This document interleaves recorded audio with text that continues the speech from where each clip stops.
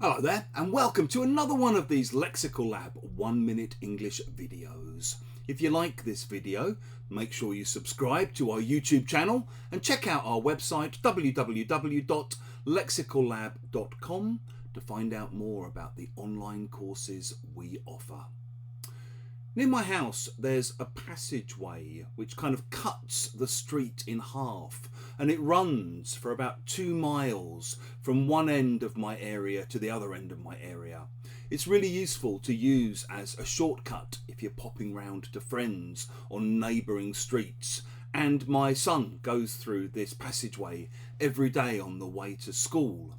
However, because it's a kind of sheltered area, you also do get some dodgy activity there.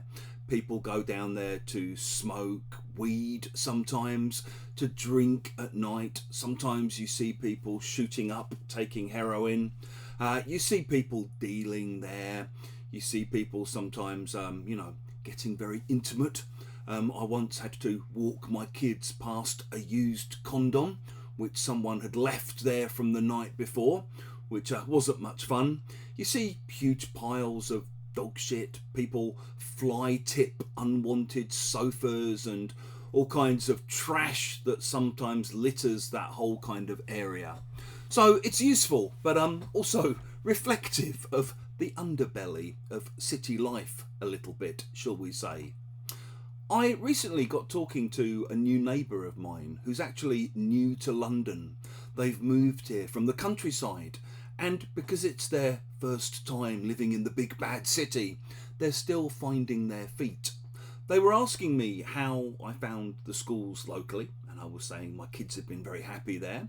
They then said that they went to look at the school the other day because they've got a 3-year-old, I believe. And as they were walking along the passage, they noticed a young man waiting in the middle of the passage nervously. And when they came back 45 minutes later, he was still there. And this neighbour asked me, what was all that about? With a look of confusion on their face. And I said, well, they're obviously not waiting for a bus in a passageway, are they? At which point they still looked confused, and I realised, oh my God, I'm going to have to spell this out. So I said, well, they're obviously waiting to score. They're waiting to buy drugs. They're waiting for their dealer, who's keeping them waiting today. And the neighbour looked genuinely shocked, and I realised that they'd obviously led a very sheltered life. If you say that someone has led a very sheltered life, you mean that they've been very protected in their life. They've had very little experience of or exposure to danger or excitement or change. So you might hear people say things like, well, I guess that before I moved to the capital to study, I probably led a very sheltered life.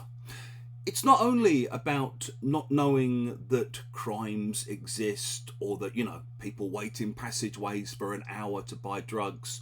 It can also be used when you're shocked about things that people do to other people, whether that be violent things that people do or sexual things that people do. Sometimes you might hear about other people's sexual practices and realise, oh my God, I had no idea people did things like that. I've clearly led a very sheltered life. You can also talk about having a sheltered childhood or a sheltered upbringing. So you might say, my partner had a far more sheltered upbringing than I did. And as a result, they've got fantastic memories of their childhood. If you've enjoyed this video, please do click the like button.